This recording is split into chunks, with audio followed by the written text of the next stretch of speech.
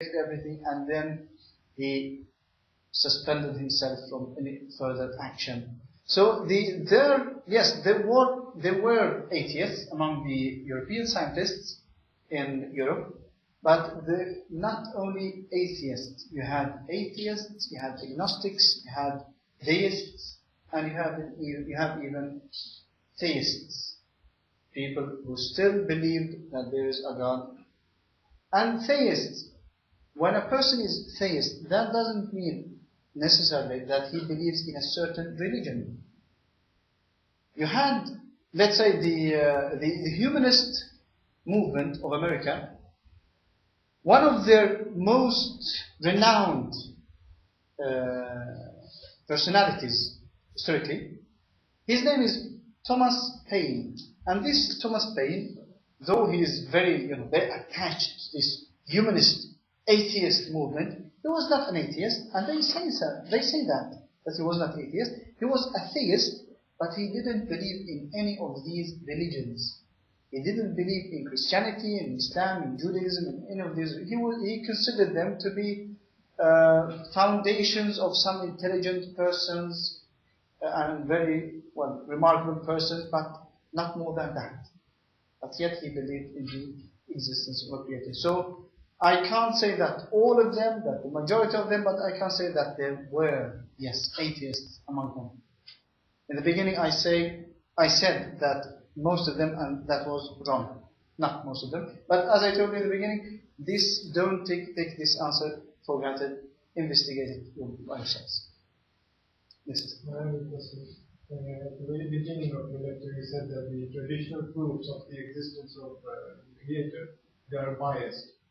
Like when you look at this, how beautiful this world is, or how concept it is. But we see many examples of all of these kind of proofs in the Quran. The Quran tells us, look at the sun, look at the sky, look at the heavens, how they are made, how they are moving. So I don't really understand why would be biased. Yes. I don't mean in any way that all traditional proofs of the existence of God are biased.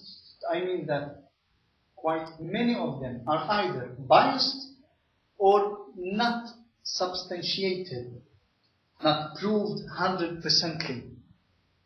When it comes to the biased part, let's say talk about the biased part, you would see that, for instance, the so-called ontological proof of God, of the existence of God, that if I think of a creator that has qualifies that none of us humans can have, then this idea of the perfect being, this idea cannot be originating from me, since I am an imperfect being. Therefore, there is a God. Now, if you investigate this mambo jumbo, perfect being, and I think of this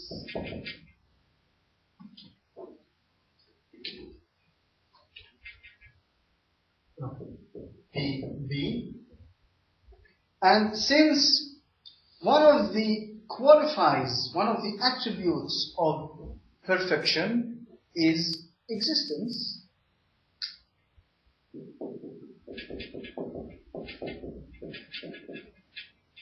therefore there is a God.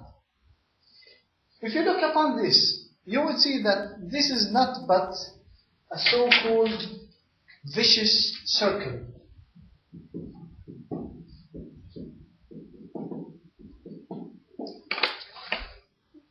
Circle argument. This vicious circle, you think of a being, and this being exists because you think of it. So your thinking is correct because he exists, and he exists because your thinking is correct. So this is biased. And yet you find it in quite a lot of, at least of the Western theist literature. that are trying to prove the existence of God.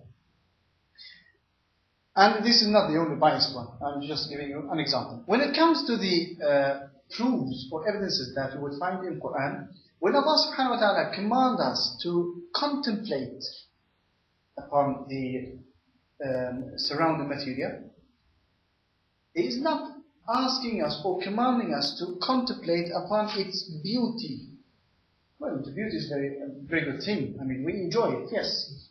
But it's not a proof. But the order.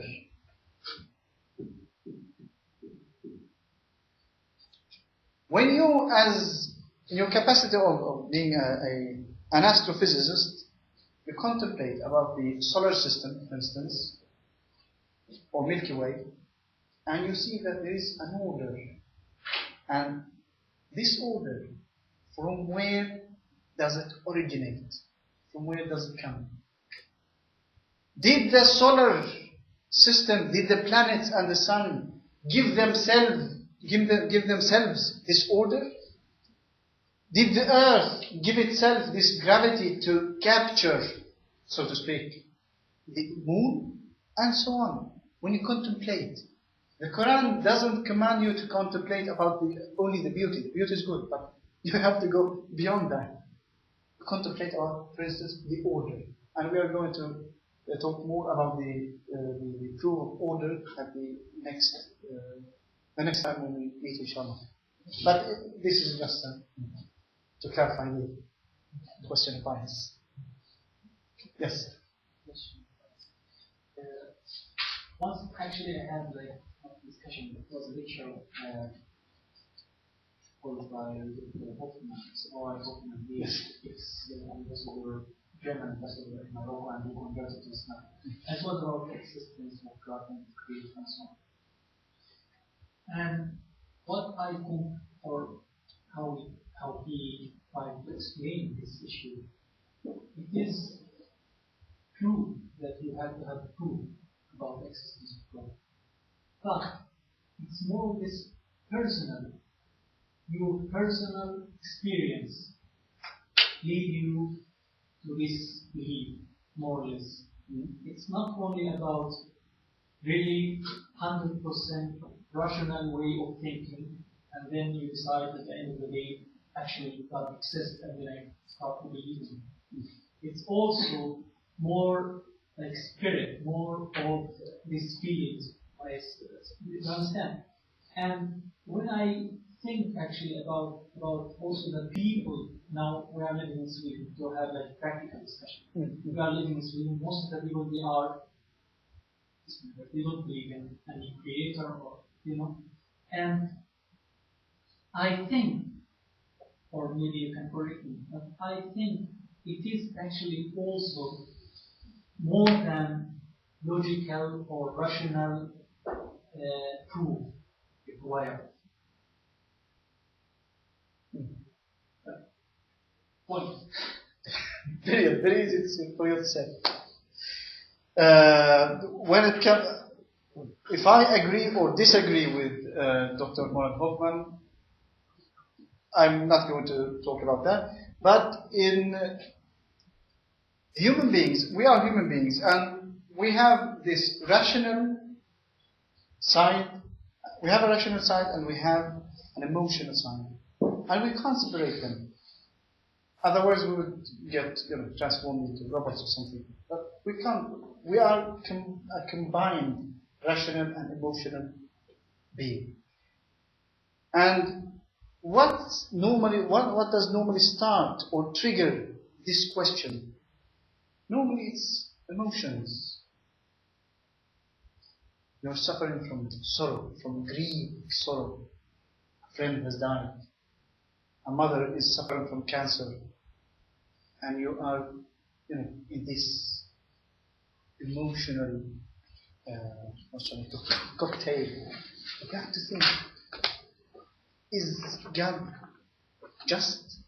How can he, if he exists, how can he do that to my mother, or to my father, or to me, or, to mankind in general, and so on. So, quite often, we see that the reason to why people think or contemplate about